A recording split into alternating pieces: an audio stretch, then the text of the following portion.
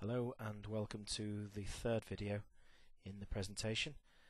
This is going to cover the training module and how that interacts with staff. Move to the staff management side of the administration and you'll see the staff that we have entered up into the system at this point, and at the top we have a bunch of people in physiotherapy.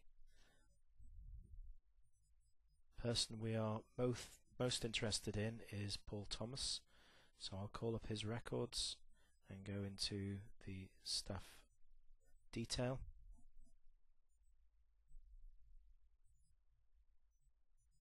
And here we have a picture of Paul alongside his record. We have the staff code, we have his name, departments, all drawn from drop downs, and then at the bottom we have three checkboxes: inactive, operational and TNA only. TNA only would be used for clinical or clerical staff, and that's most appropriate for Paul.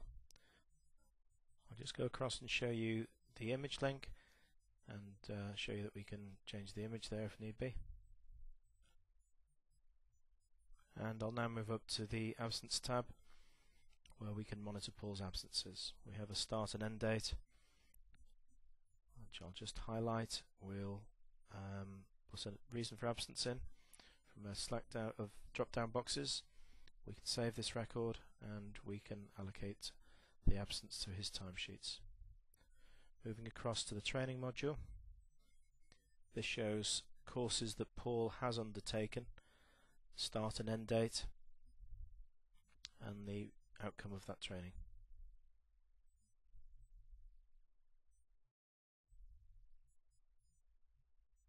If I just scroll to the right, you can see that we have a little bit more information.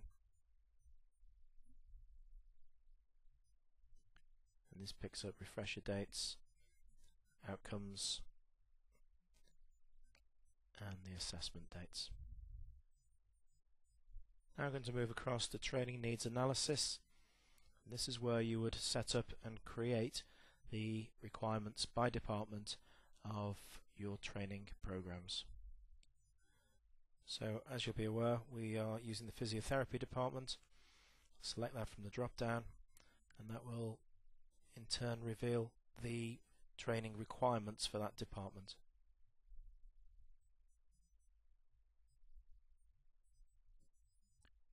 So just working through this form, we have 7 training courses that we've identified as being necessary. We've got designation and grade of people that we would expect to attend.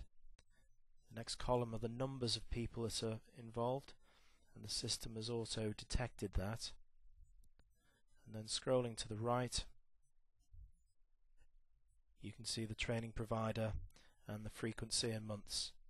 So reporting facility at the end, and I'm ignoring the traffic light information just for now.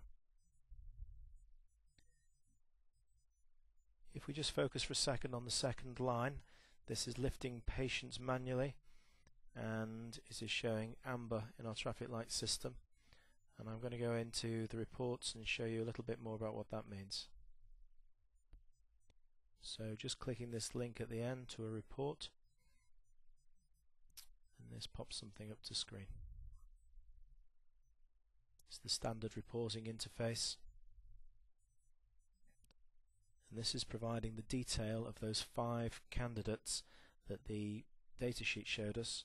It shows that 1 hasn't been trained and that 4 have, returning an 80% success rate, and hence the amber status back on the form.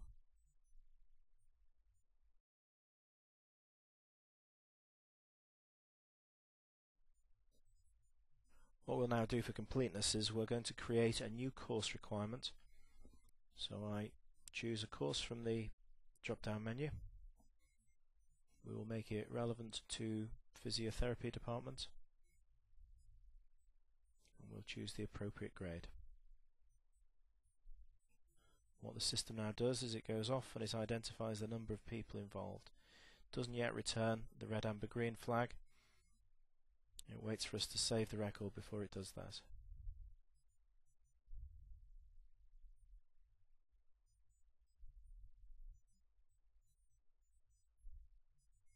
you can now see that we have 2 members of staff that should be taking this course, and we have a 50% success rate in terms of attendance. So we are flagged as red with only half of our staff being trained. Go on to the detail report, and then we get a detailed view of that.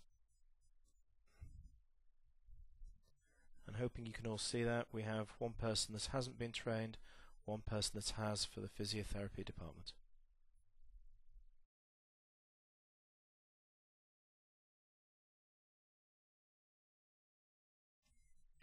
Well, I also like to move across to reporting, just show you the training needs analysis based reports that we have as standard in the system.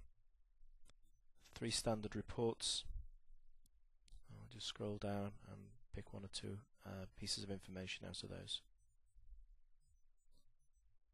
So the first report we've chosen, Training Needs Analysis Assessments Due Report. If I just call that up to screen.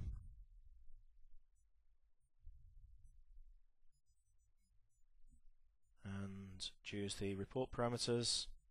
The first thing to note is that we have an overdue or due report. So this report serves both purposes. This occasion we'll run with overdue. I'll set the owner as physiotherapy.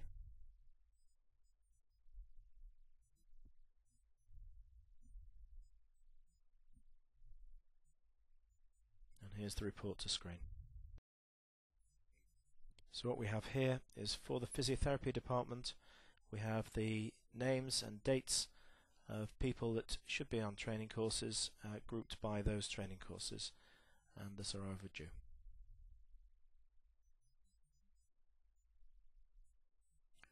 Drop us back into the reporting interface. We'll look at the next report, which is Training Needs Analysis by Department. Again, I'll run to screen. Select the appropriate department. Again, physiotherapy.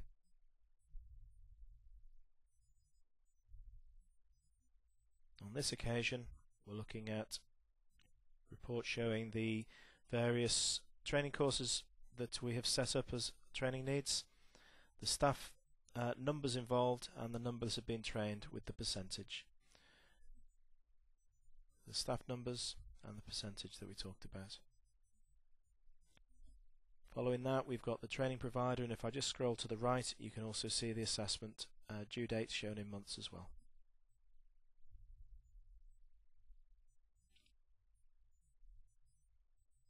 Final report I want to show you is the Training Needs Analysis Staff Report.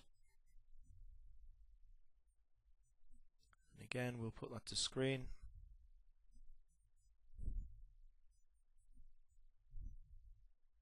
Choose department, physiotherapy.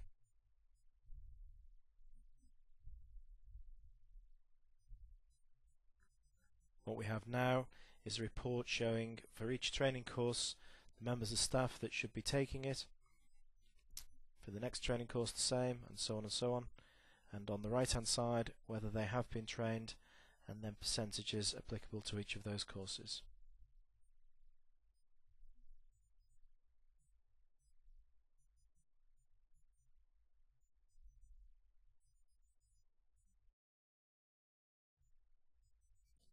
So just as I'm returning to the reporting interface and then moving across to the administration module, I just wanted to explain what I'm doing here. I'm going to show the alert side of the system, which is how individuals receive their reminders and warnings about attendance. So I'm just going to set something up here. We're going to go into our friend Paul Thomas's record, and I'm going to add an email address. Something that works on this network and this on this particular machine.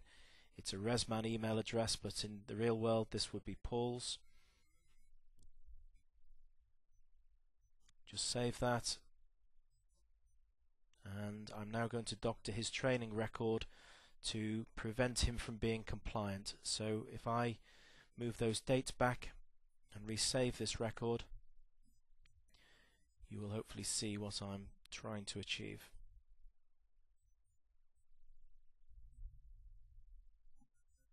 So with the course dates now in 2000, the refresher and the assessment date moves as far back as 2003. Just show you those on the screen.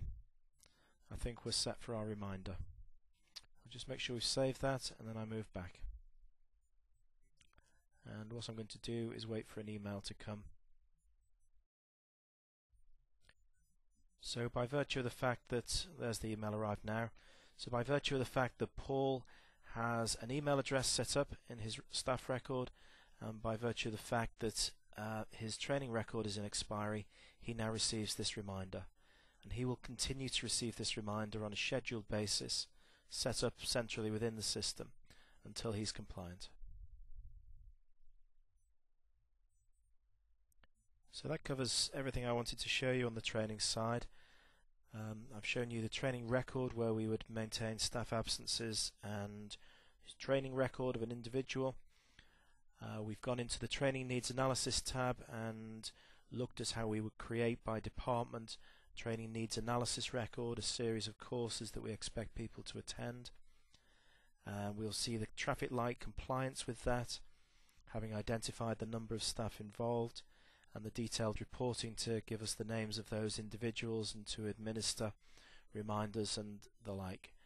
And then on the staff side, we have shown you an automated email system that would be generated direct from the system, from the database, and would send out batches of emails on a daily basis, weekly basis, or however that was set up, so that individuals would be nagged by emails until they felt compliant with either their assessments or the training courses initially themselves.